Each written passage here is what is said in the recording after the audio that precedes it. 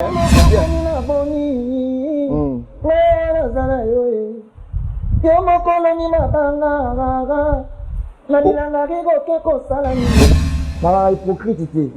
quand je parle, c'est mon cœur qui parle. Pour moi, d'abord, musique à Congo, vérité. Tu vois, vérité. Tu es mal compris. Voilà, mal compris. Je ne vais pas dire que non. J'ai plus de trophées chez moi, plus que mon grand frère. Tu es rigolo là. Je ne vais pas dire que non, j'ai fait trop de concerts, plus que lui. Je n'ai pas dit ça. Je n'ai pas dit que non, ngande na zaboye na lekie na mbongo sot na lekie na mayele na lekie na koyeba koyemba na lekie na nyonso wana. Oyo ozoma l'évolution les a bien on peut parler de Inos B. OK. Il y a Gez Mawete, il y a Bina Filé.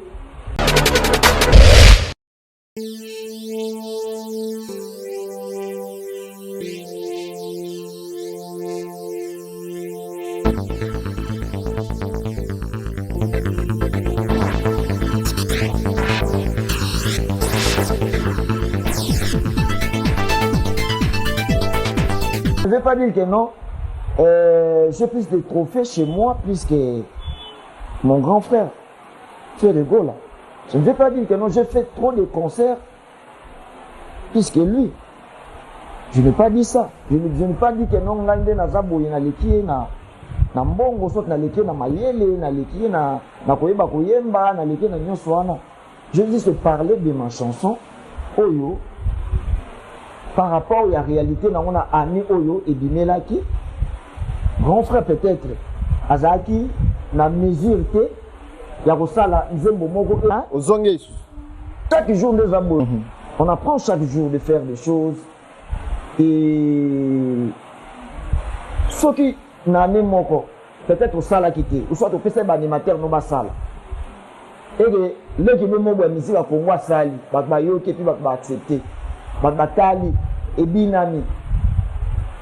Donc netile qui na oni mikolo pour na yo leki o en tout cas tonton Oyo pena non chapeau coup de chapeau garçon yo non mon qui est bien leki na oni mikolo. Bon la musique à Congo to komi nde na boye pardonnez moi peut-être na ozala mukolo ya ba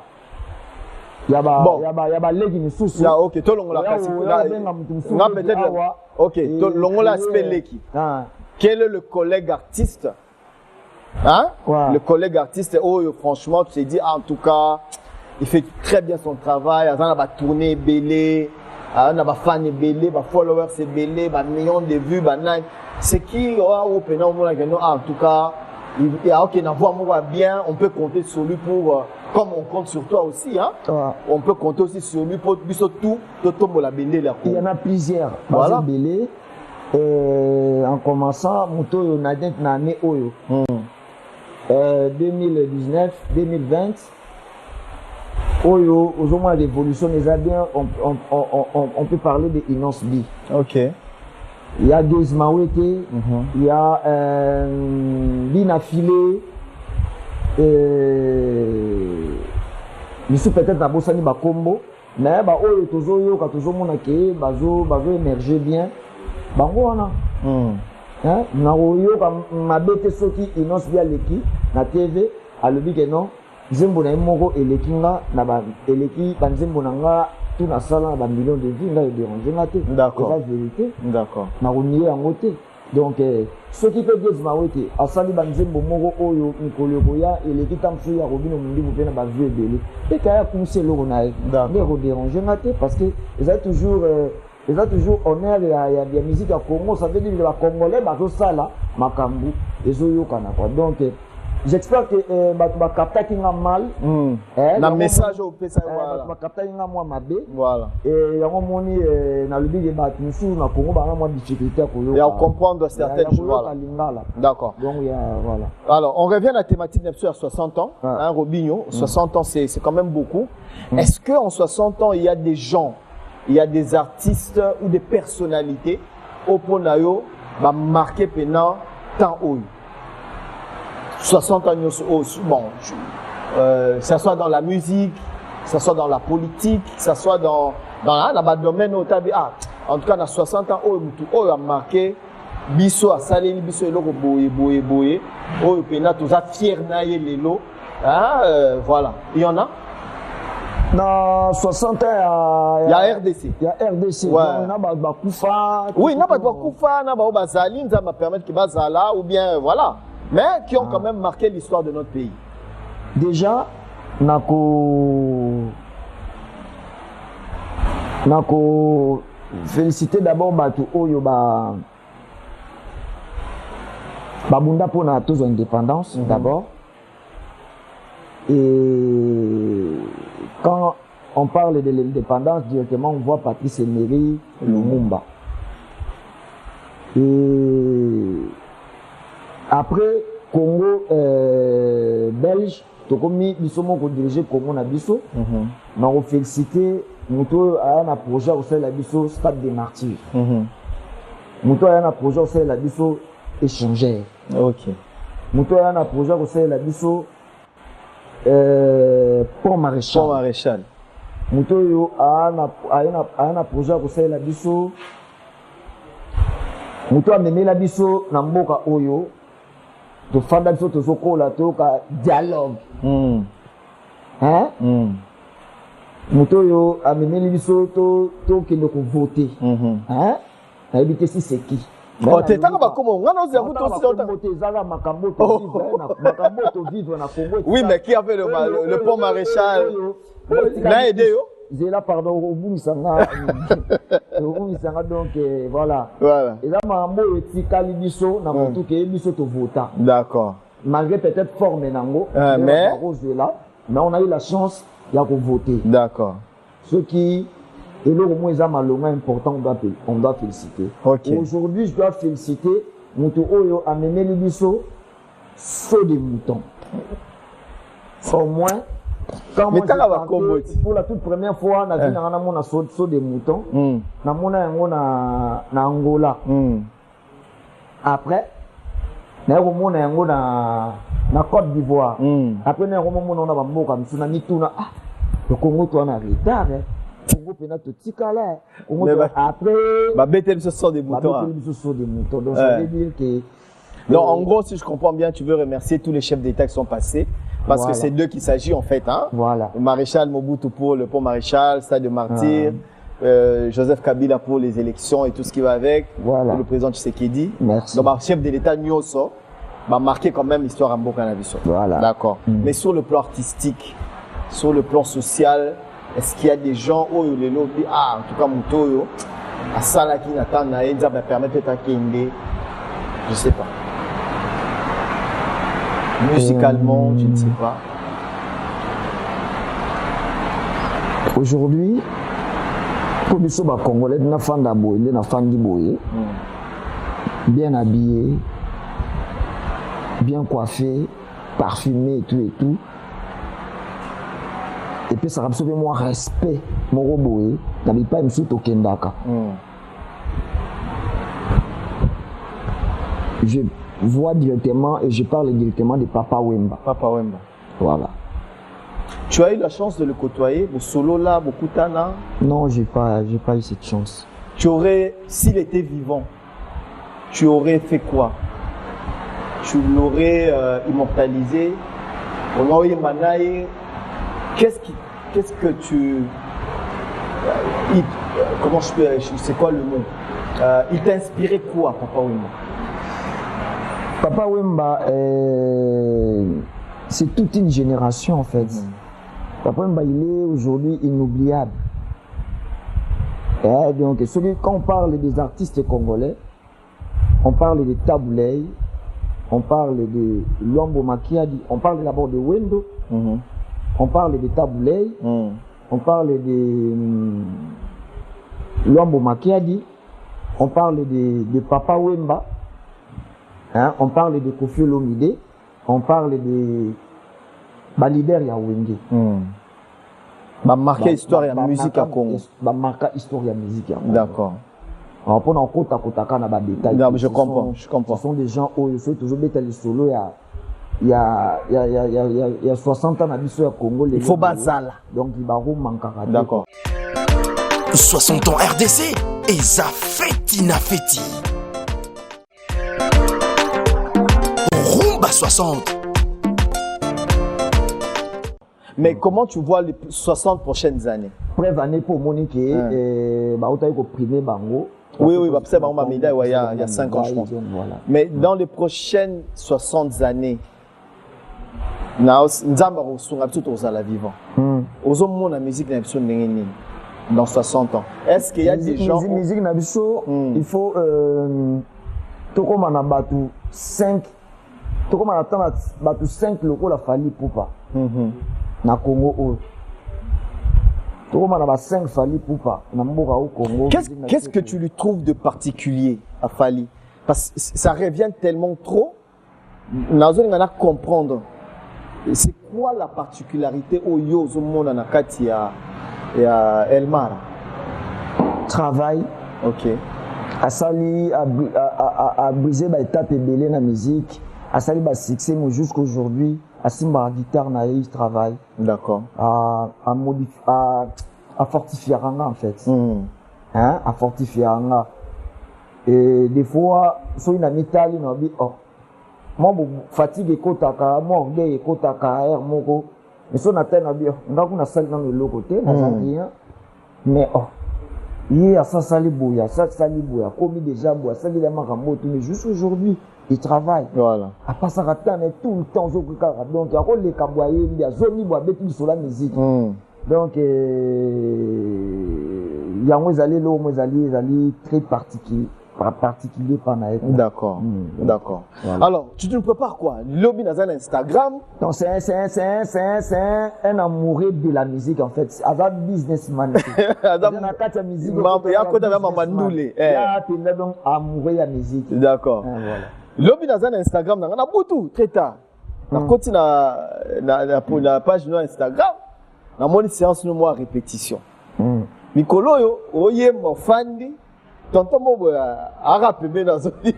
Comment ça s'appelle? Innocent. Molongo. Voilà. Il danse. On l'aime bien. Salutations à toi, Innocent. Ouais. On l'aime bien. Mais apparemment, tu peux pas. Il au moins un nouveau single qui doit sortir. Non. Oui, on lamba. Ouais. Je suis dans le bain du travail en fait. Alors bon, on peut dire moi rumba. Et bien, il y a moi rumba après, il y a moi chaud.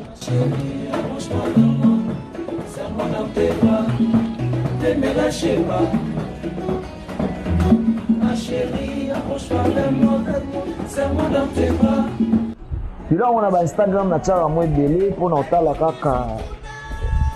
Qu'est-ce que les gens pensent? Voilà. Mais après, en parlant de la rumba, justement,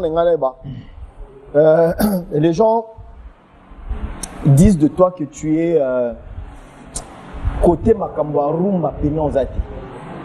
Tu es plus dansant, tu fais plus danser. Moi, je sais que tu fais bien la rumba, t'inquiète. Moi, j'ai aucun problème. Mais par contre, téléspectateurs, faut faire comprendre Bango, ceux qui pensent que tu es plus en train de faire danser que de jouer de la rumba. Et quelle est la place de la rumba dans la musique na yo lelo? Parce qu'il faut dire que la musique est maintenant dans la rumba. 60 ans, Grand Calais Jeff, Dr Nico Kassanda, Bangowana, la rumba, ça s'est modernisé jusqu'à aujourd'hui. Quelle est la place de la rumba dans ta carrière? Ce que moi je fais, en musique dansant et tout, c'est toujours la rumba. Rumba mutebota yango. Rumba na mizala. Rumba bandi okota ba seben. OK. Et puis bah vu seben ba kabole ngona rumba. Mais rumba mutebota seben. OK. Normalement. Pour que les gens viennent bani no rumba pas moi seben. OK. Donc je sais pas si c'est un défaut. On a salaka. Eza bien balinga ango. Et au Moussouana, Babalima comme ça, on le voit dans la salle, on bien soit bien. Incapable. Oui, les gens disent ça. Mais sauf que moi, je vise un peu loin. rumba ezali ya biso ouais eza ya biso obeta bato ba communauté congolaise koyoka ngo bato mosusu mpe bafréquentaka bacongolais baétranger mosusu bazalaka trop matoi na bango na congo bakoyoka ngo mais na observaka baartiste na biso oyo babanda basalaka rumba ngo mpe ti lelo babanda kosala yango bacontinue tu kosala yango ti lelo so bake kobeta libanda répertoire na bango ezalaka plus mingi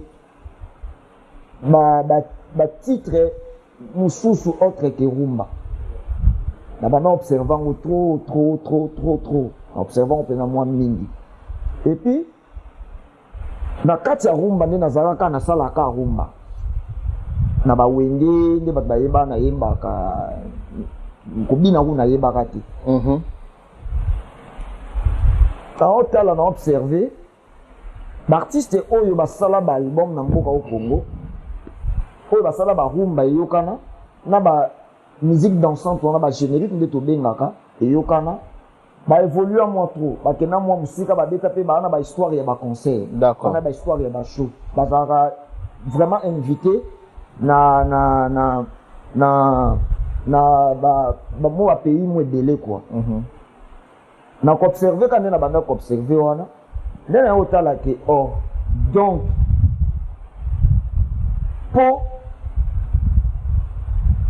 musique na yo ezala sebene fo ezala ok rumba ekozala te sebene eza moza d'accord donc sebene eza ça veut dire que rumba ekozala sebene eza te moza te rumba ekozala sebene ya to te d'accord mais okozala sebene eza ozali mais rumba eza te okozala oza ke rumba ya te sebene eza moza d'accord preuve ni nga naza rumba tel nde bato balobaka eza mpenza te tosala baeffort ya koluka otala bato balingi nini au juste d'accord donc là on accepte mais sauf que mokolo moko te na tika oyoka motu moko aleka alobake no ayembaka rumba mabe akomposaka mabe jamais donc tosala baeffort ya koluka koaméliorer peut-être côté wana mais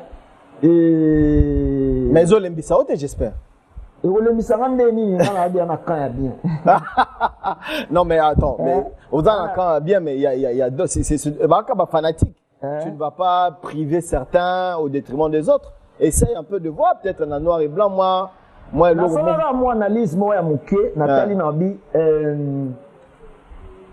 lisoki na beti ya festival na biso awa fire festival de la rumba et de l'élégance voilà na beti yango nasi si je ne me trompe pas ba juste na 3 saisons 3 saisons ouais, 3 éditions voilà et na kati ya 3 éditions na bango wana nga moto bakritikaka rumba te na beti deya 2 fois voilà donc parla nga naloba nini et barumbiste bazalaki ebele mais barumbiste tout te baseretuvaki na festival voilà omonake Robin Mundimu na kati ya 3 éditions ya festival on esalema nga na presté déjà 2 fois d'accord ça veut dire quoi rumba bokozala nango besoin me suka nango bokobina kaka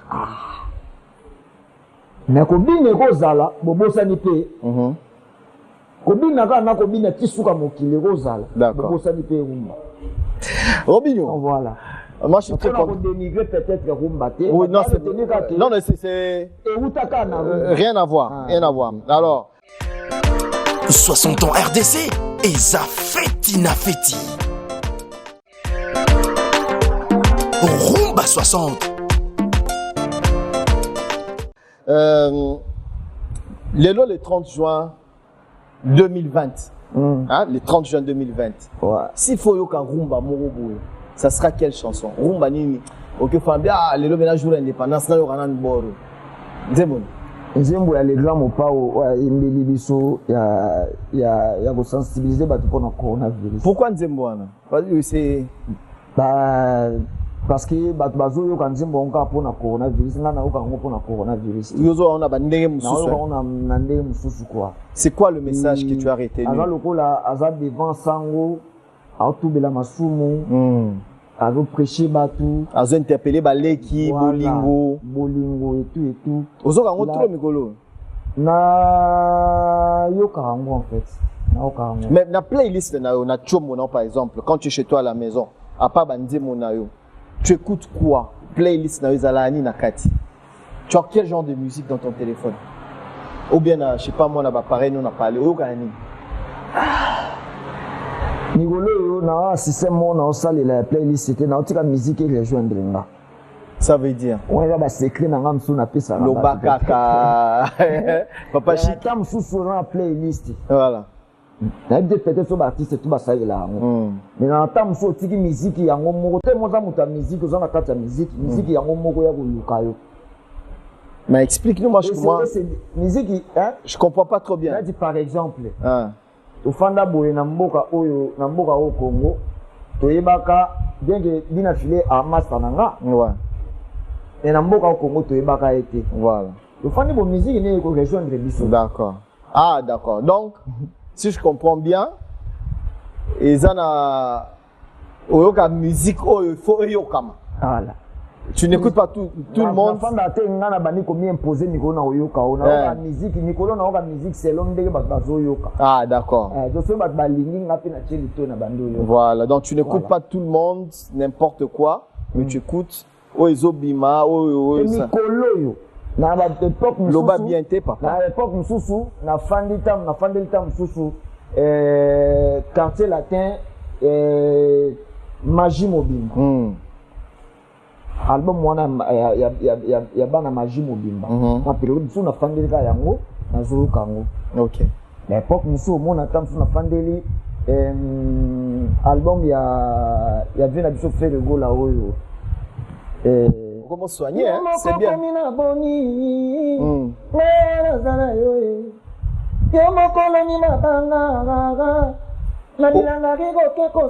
Okoka problème te hein?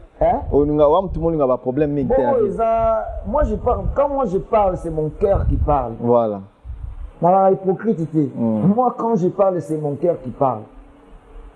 Pour nanga d'abord na bandeko ya musique ya Congo zaka vérité. Tu vois? Vérité. Tu es mal compris. Voilà, mal compris. Voilà. Et puis naza siko côté mususu ndete naza muté équateur. Là kuna soki na moni que ignorance c'est ça. Faut moi na ko kana la télé no te mais comme na bakelanga pe mobali. Combien na combien de millions de vues? Tozali na moi ba playlist. Donc na garabongo pele soki na oyoka disco. Nikolo yo na oyoka tam sous contrôle. OK. Nikolo yo na oyoka nzembo boy. OK. Donc voilà c'est un peu ça. Nikolo bon na yoka na le côté na tika nanu musique où ta connait déplacé et il y a verna. Alors. Tu passes ton temps moi secret. Na négo dévoiler moi secret dans les artistes de manière à royo. Merci. Tu passes ton temps à faire quoi à part répéter à la maison dans ma période de Covid yo. Toi nanda ku ilo saléati à part qu'on répéter au Sanin. Je suis artiste, mais de l'autre côté, je prépare mon avenir aussi autrement. On s'est lancé dans moi faire mon chouchou, musique et ça, mais au Timbeli. Moi faire mon chouchou. Au Timbeli c'est comment maman ouais. La Timbelité mais je suis parent, je dois préparer aussi de l'autre côté l'avenir de Robinho, moi, là, comme au côté, hein, ça va. Moi, là, comme vous voulez ça là. Peut-être, na côté court, moi, on a vu que la tam sous na comme ingénieur de son. Peut-être tam sous. Voilà. Na comme kata bilanga. OK. Peut-être tam sous na comme gosomo wa bana bilamba. Na te kaka à part musique et tout. Papa Chic. La question c'était de savoir ces jours nous na poto. Nous on a qui boyer. Qu'est-ce que est apporté dans la carrière na yo ya bakisi oh peut-être dans tous ans on a qui ça déjà na découvrir makambo yo to mesana ko vivre été na fonctionnement na biso d'abord art ya musique. J'avais eu de la chance ya ko zalana Bah Congolais, bah fanda akuna mais baza plus mingi attaché na ba étranger en fait. D'accord. Et côté réalisation, côté ingénieur de son, c'est un peu différent. Moi, d'ici rester à R.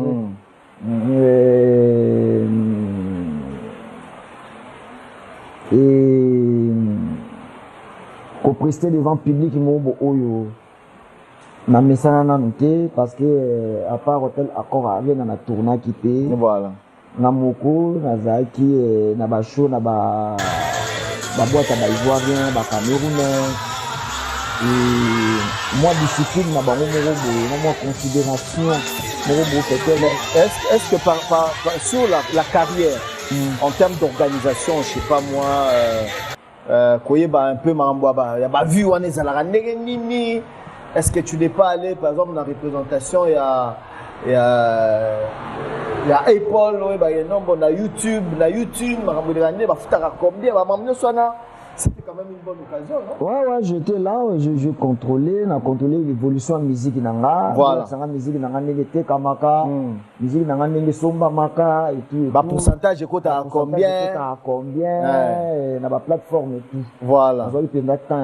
Comment il va nous quoi, c'est bon, bah, bête avant moi système. Non, si tu as des gens bien, si tu travailles avec des gens bien, des gens qui croient en toi. Boni Oscar les beaux fantasmes. Bah, Azali. Bon, mon anaki.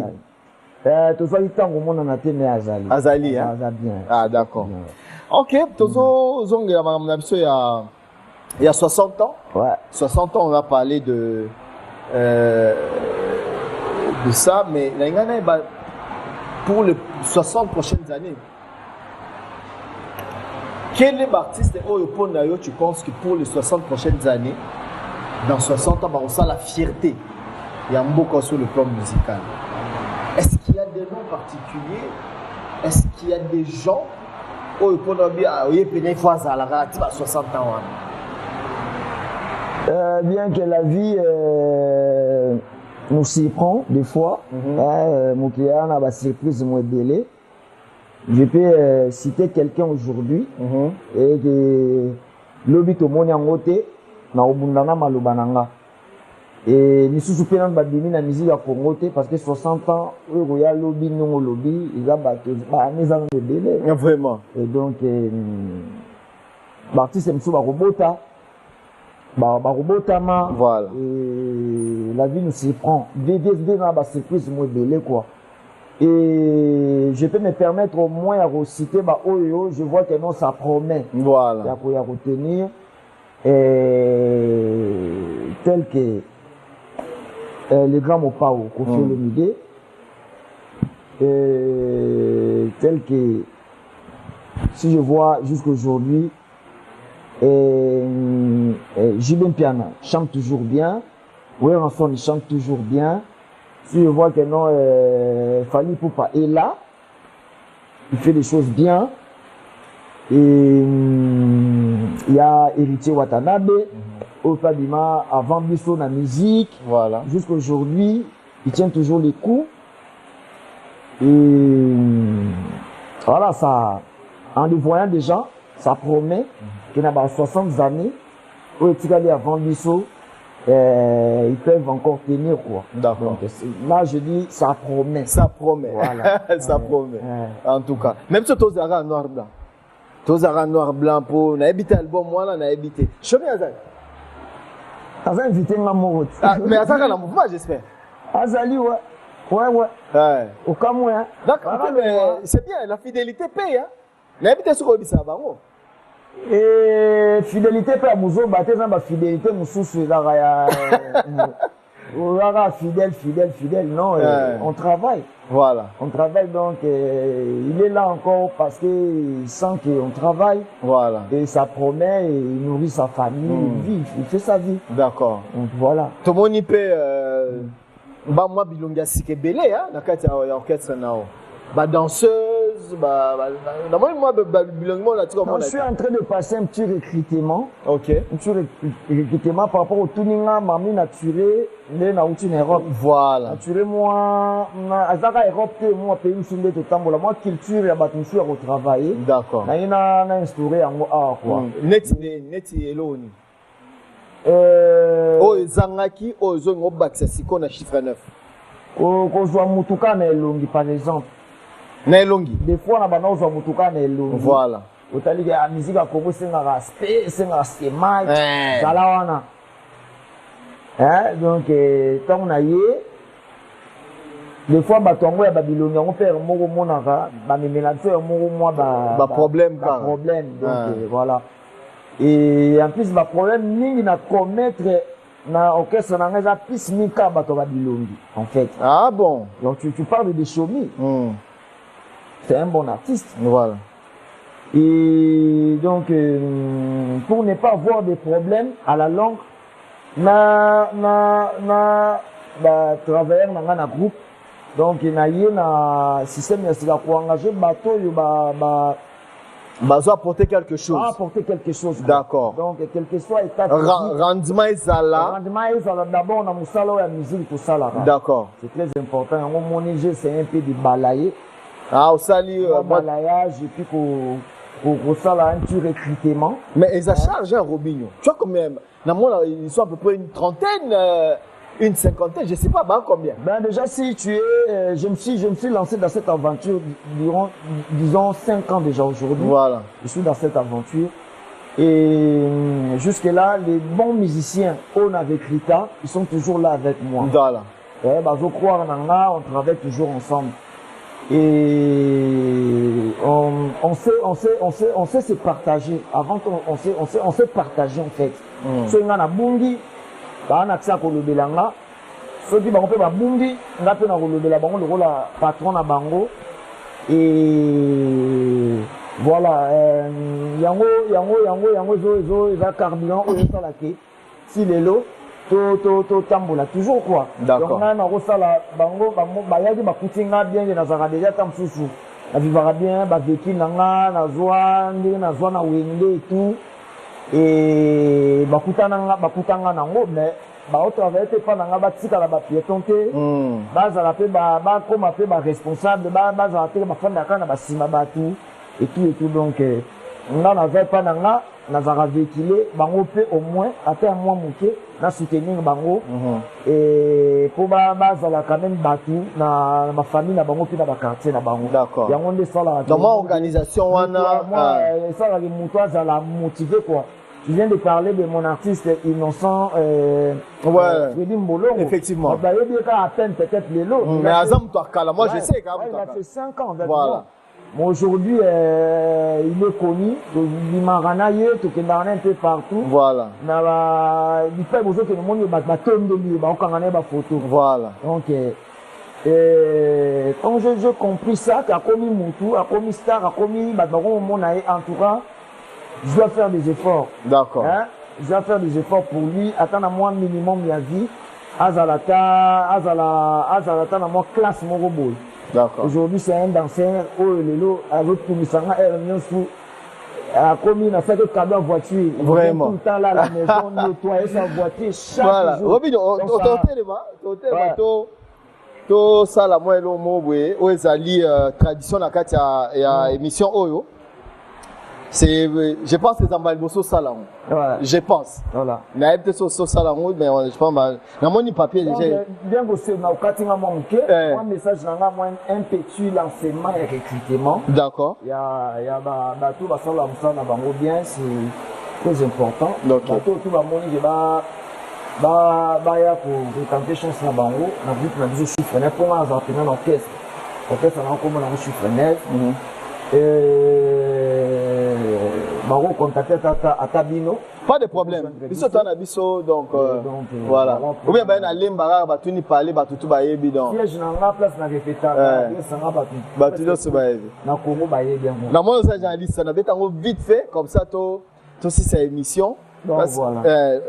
Na ko pesa ba mbote na ngai na ba ngai lokola Ricky Sengele. OK. Donc na Belgique.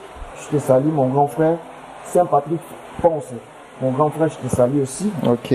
Mon colonel Tshisekedi Diama Denis Betu, je te salue. Betty Pitul honorable, Manon Matondo, donc l'international. Tizon Bonzolo, Alain Moussikelo, et Rodrigue Loutonadio, donc André de l'États-Unis, quoi. Azana Bisso, Awa, bien que ma maman est confinement, il est avec nous, donc il tient toujours les coups. Mon ami, la côté à Londres, Paul Will, je te salue aussi. D'accord. Voilà. Merci beaucoup, Robin. Ce que Tozana, et l'homme to salara, dans la émission Oyo, ok, nous si ma caméra, on filme, on a des annoncés émissions, et on filme. To salara, bon.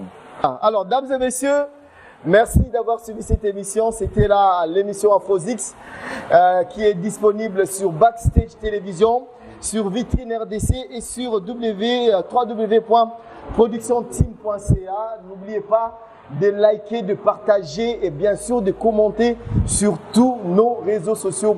C'est votre émission, c'est pour les 60 ans, c'est une émission spéciale pour les 60 ans d'indépendance de la République démocratique du Congo.